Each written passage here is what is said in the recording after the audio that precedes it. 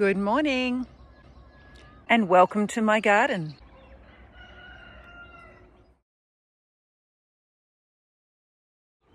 I've been trying to figure out somewhere to plant my grapevines, and I have discovered that asparagus can be quite a good companion for grapevines. They require a similar amount of nutrition. They both have dormancy stages where they would require less water, and so I'm deciding to plant my grapevines behind my asparagus.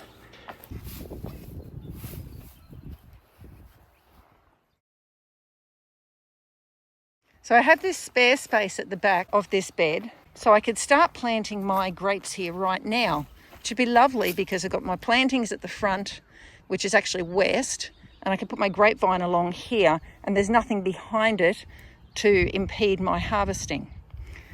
Now, this is great, but it creates a problem. This was to be my banana bed, and I've got some bananas here, and they're doing quite well, and the pumpkins are volunteering to thrive underneath. This banana's put out a pup, which is exciting because it means I can plant another plant. And this one has 2 pups on it. However, if I'm planting my grapevines here, I really don't want my bananas here. So the question becomes, where do I plant my banana plants? One of the suggestions had been made by my Brains Trust to plant them downhill of our soakage trench. And you can see there's a lovely green flush there where there's water coming to the trenches. And that would be a great place to plant. However, bananas have very thick fibrous roots. And the soakage trench is under 30 centimetres of soil, 30 centimetres of sand, and then the soakage trench is 30 centimetres high. So if I was to plant bananas near that, it would be very conceivable that their roots would come in and clog the soakage trench, and that would create a problem. So I can't plant the bananas here. We've got this lovely hillside here, and the wind just tears up this hill, generally from the east that way. And if they were down here on the hill, I just know when they get fruit on it, they're just going to be knocked straight over. So that is not a suitable place to plant it. So I'm yet to find a place to transplant my bananas. However, I have found a place to plant my seed-grown grapevines. So I'm quite excited about that. We just need to get rid of some of these bananas so that I can plant all my grapevines. I reckon it's time for some grapes. I'd planted asparagus along here, and then I learnt that rhubarb goes really well with asparagus. So now I've got asparagus with rhubarb. And then I read further and found that asparagus, rhubarb, and strawberries are good companions because of how they grow. So you can see asparagus is up, especially when I put it in its cage. Rhubarb is low and spreading, and strawberries will run all over the ground. So asparagus, rhubarb, and strawberry, that's what's going to go along here. And then I read that grapes go really well with asparagus. So along the back of this bed, I'm going to be planting my grapevines.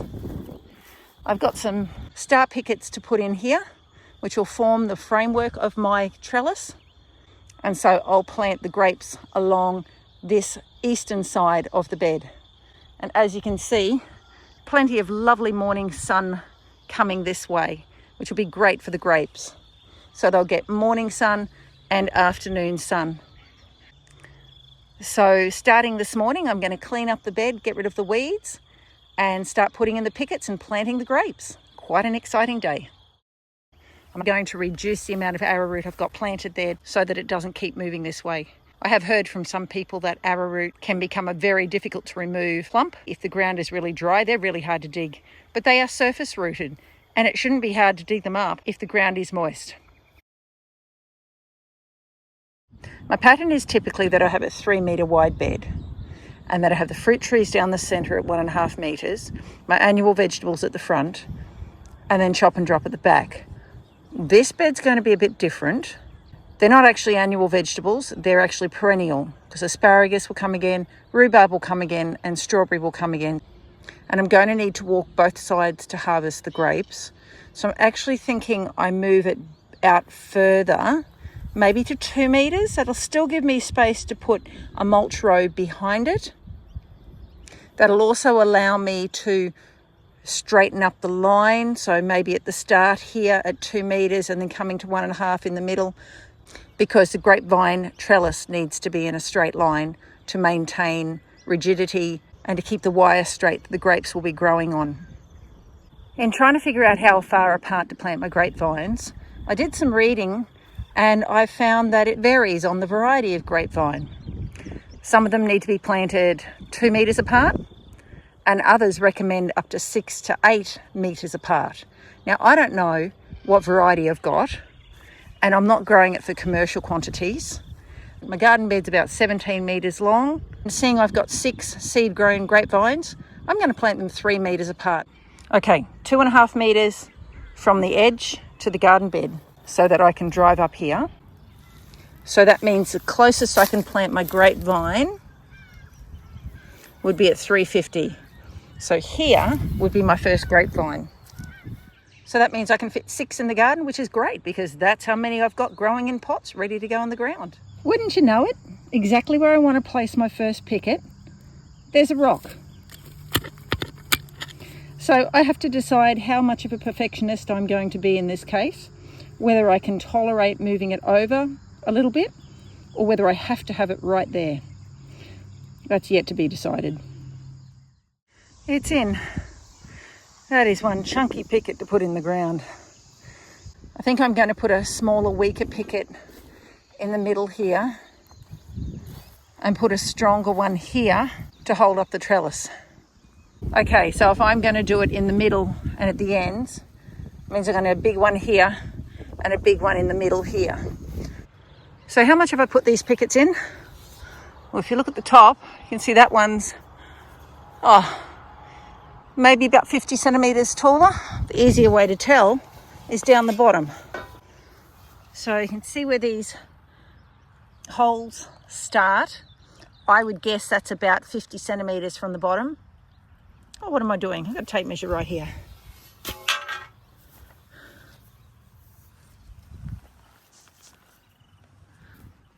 Yes, exactly right. 50 centimetres from the bottom. I'm in about 50 centimetres below that hole. So I hope that'll be enough. I guess if it's not, I can always push it in further. Okay, I've got my 3 main pickets in. They're about 7.5 metres apart. I've got a slight lean on this one out to the left because the wires will be pulling from the right. This middle one, I've got a slight lean down to the east out from the garden bed because once again the wires will be pulling back into the centre. Tomorrow I'll come and put in the in-between pickets. I don't feel the need to put them in as far. Their job will be to help support the wires but not to hold the whole frame up.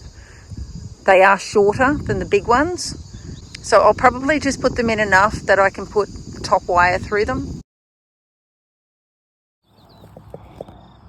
I've got a little friend. It's a butcher bird. He's come to see if there are any worms that I've dug up as I've weeded my garden here. He's been sitting watching me and he's now less than 2 meters from me. He's just checking it out. Okay, all cleaned up. I cut the arrowroot down to use as chop and drop. So that's along the back in the chop and drop row. I also ended up with a fair bit of arrowroot to eat. So I'll take this inside, peel it. Some we can turn into mash and some we can roast. Pulled out this asparagus here, and it's a lovely space there for the rhubarb now. That feels much better. That area will be well populated with strawberries one day. I dug out the swale here. I noticed when it rained the other day that it's not level, so I'm going to have to apply my water level to that to make sure that it holds water evenly and we don't get water pooling at one end. I'll have to get on and move these bananas sooner rather than later because they're going to cause problems for the wires. I moved the garden bed out a little bit so that I could stick with my 15 metres worth of trellis and the middle post in the middle at 7.5 metres. In doing that, I actually managed to straighten the garden bed up with the end of the windbreak contour. And it works quite well with the rest of the pathway here. So it's got a gentle sweep around this way. So it looks more part of a package now. What a difference a day makes. Welcome to my new bed, all revitalised. You'll notice it's looking very different, and I'll start at the back with the most obvious thing. Where are the bananas? Well, if I'm going to have a grapevine here, the bananas are in danger of falling on the grapevine, so unfortunately they have to go. They each had pups, and I did attempt to dig out the pups, but the pups were so deeply rooted that every single one of them was chopped off with no roots. So I'm really disappointed. I've got no bananas anymore. I've left the stumps there hoping that the banana pups will regrow and I can have another try at digging them out. So I've got what they call mega posts. They're larger than the regular pickets, and I have used them at the end to stabilise my trellis for the grapes. In between I've got shorter pickets here. The trellis is very loose here. My hand strength is not great, and so I really struggle to pull it tight. For some reason that end's a bit tighter. So grapes along the back. I've got chop and drop row on the outside, which will help keep the grass away from it. This pumpkin here, I'm going to have to keep an eye on it and make sure it doesn't climb the trellis, because it's for grapes and grapes only. But there are a couple of good sized pumpkins in there at the moment, so I'll have to wait for them. I had 6 grapes. 3 of them had this more rounded leaf shape, and 3 of them had this more serrated edge with deeper indents on the side. So I'm hoping that means I've got at least 2 different varieties of grape. I put the larger ones on the end so they look prettier, so I can see more growth sooner. And then I alternated with the different varieties, so I've got the 2 different leaves alternating. Different grapes grow to different sizes, and if I have the different ones, I'm not going to run the risk of having one end overcrowded and the other end a bit more sparse. So here is about 2.5 metre walkway. So I'll have to put a more substantial garden edge there and build that up to the edge so it looks uniform and pretty. Move that asparagus that was growing there from when the garden bed came out this way further.